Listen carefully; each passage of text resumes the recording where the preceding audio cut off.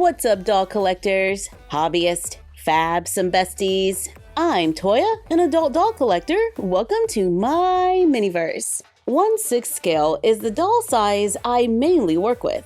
Fashion dolls around 11.5 inches. This is my mini named Mini Toya, but I also like when the dolls have a mini, which brings us to our Mini BarbieLand collection, which I look at as dolls for dolls. When they first came out, they kind of had the vibe. No space for full-size Barbies? No problem. Now there's Mini BarbieLand, where you can collect your favorite modern-day Barbies in miniature. Which I thought was a pretty cute idea, tapping into the whole mini vibe. Only I decided to use mine as dolls for dolls. And I made bookcases and shelving, so Mini Toya could neatly display her collection, which keeps growing. Like with this new helicopter playset. I paid about $6 if you round it for this set. You can see all the items and features on the back. They used to have really cute little backdrops in their packaging, like these, but now they're just a fading blue, white, and pink. The helicopter is fully assembled. The top opens. There are 2 seats inside, and sculpted controls. Since the top opens, it's easy to place a Mini BarbieLand figure inside, then close the top, give the propeller a spin, and we can pretend like our mini Barbies are taking off. We also get a tiny purple trunk. Y'all, it can open, and there is stuff inside. The minifigure can hold it. I like all these mini little details. The Mini BarbieLand figure is finished all the way around. I believe this is Teresa, and I think I have that dress in 1/6 scale. But I am definitely running out of space where I can store and display my minis. But then I started thinking, couldn't we use the wooden boxes from Dollar Tree to make stackable storage for the minis? I made a quick template. I haven't tested it yet, but let's give it a try. I printed mine at 93% to get it to 1 inch with the little scale. Then I can draw or color whatever backdrop I want, like a happy little blue sky with clouds, and we can see little blades of grass blowing in the wind. Then cut it out, fold on the lines, and it's still a little too large, so I'm gonna have to make a few adjustments. I cut where needed and glued it inside with a glue stick to get a little scene for the minis, so we can take photos and display our collection, and even switch it out with different playsets from time to time, like this ice cream playset. We have an ice cream stand on a brown base with sculpted planks. There's a sign at the top that says Barbie with ice cream on it. We have a silver cash register that can turn. There you go. Here's the ice cream. We can lift the top and see the different flavors. There are sculpted details on the back. There's a sign on the side. You can see a little refrigerator, and the front, a standing table with an umbrella. We have 2 little ice cream accessories and a Mini BarbieLand figure with an apron. There's a little bracket on the ice cream so you can attach it to the Mini BarbieLand's arm so the figure can hold it. And I like how the bottom of the figure matches the floor of the playset, so it blends in. And here's the playset inside the box, giving the dolls miniature dioramas for their mini-minis. I made another backdrop. This time I printed it at 90%, and it looks like that is just about the right size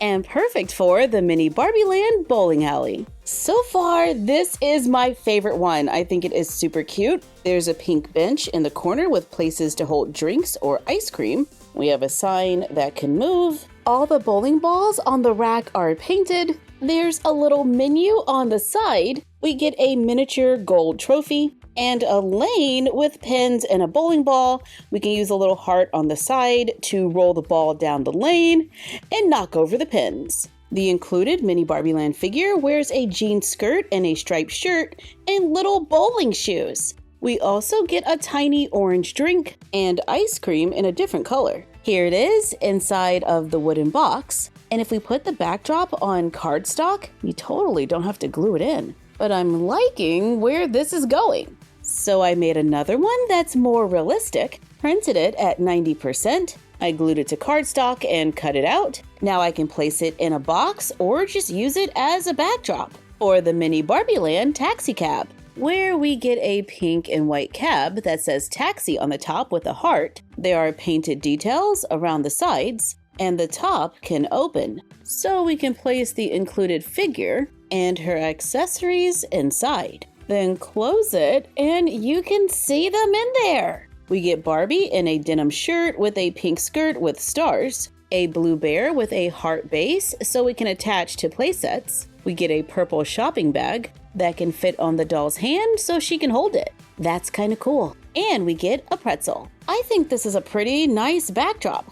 The dolls are totally about to be doll photographers. I went ahead and put the backdrop in a box to finish our miniature diorama bookcase. That doesn't have to be used as dolls for dolls. It could just be where we display our Mini BarbieLand collection, and we can just add more boxes as the collection expands. I really like this city scene because I feel like it's a backdrop where we could store a lot of Mini BarbieLand figures. I think we could also use our picture frame idea here, where we take a picture frame. I got this one from Dollar Tree. Take it apart, then cut strips of cardboard. Mine are about 2 1/4 inches. Use the insert to cut a piece of heavyweight poster board or cardboard. Glue the rectangles of cardboard around the edge. I glued on the bottom first, then I made my printable larger, then glued it to the cardboard. Add the cardboard on the sides. We can leave the top open to allow for more light.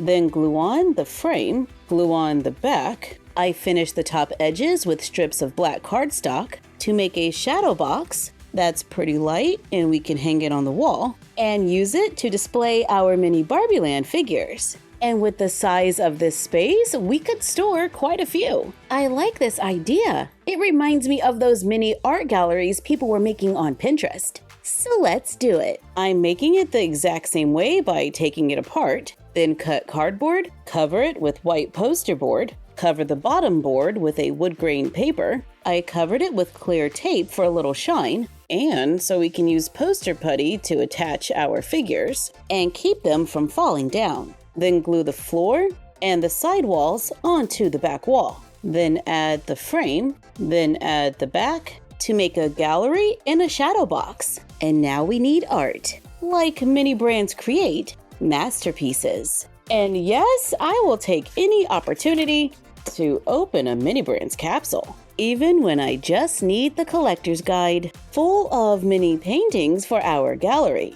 We can just cut them out, glue them onto cardstock, cut them out again, add poster putty to the back, then press it onto the back wall to make a miniature museum where we can display our figures. I loved this idea ever since I saw it online. Most of the ones I saw were using model train figures, but I think this totally works with Mini BarbieLand. You can add another floor if you wanted. You could take the paintings all the way to the top, or get fancy and add window trim and doors. I'm going to add more minis. This is Mini BarbieLand Series 4. There is a visible code inside the box. And on the back, we can see all the figures in this collection. I picked up 2. Here's the code for the first one. In this series, the packaging looks like miniature perfume bottles with a sculpted bow, a bee on the front, and it looks like there is liquid inside when it's just the plastic. And there's a heart on top to hold a figure. Now let's open it up. I just removed the top, and then we just open the sides. We find a small plastic case, and when we open it, oops, I dropped it. But here's our figure. She has on an orange top with colorful pants. We can totally see the features in her face, and she has earrings. I have this fashionista in 1/6 scale. I think it was a petite. Loving the little afro. I think she's a great addition to our little museum. Our second figure has the code 3435, and the figure inside is the Mini Barbie fashionista with blonde hair and a hair clip, wearing a houndstooth top and skirt. A fabulous outfit for walking around the museum. If you rather swim than walk, here is Mini BarbieLand Color Reveal Series 3. On the back, we can see Mini BarbieLand Color Reveal, Cutie Reveal, and Barbie Pop Reveal. This one has the code 1125. Personally, I prefer the packaging for the Barbie color reveal minis over the perfume or makeup themed ones because it looks like doll packaging. I cut along the top to try to keep the packaging intact. Then we can take out the mini, which is a silvery blue mermaid. Let's add it to a little water, swirl it around to reveal our mermaid, who has curly magenta hair and a pink tail. I like how the fin is see-through. The figure can still bend at the waist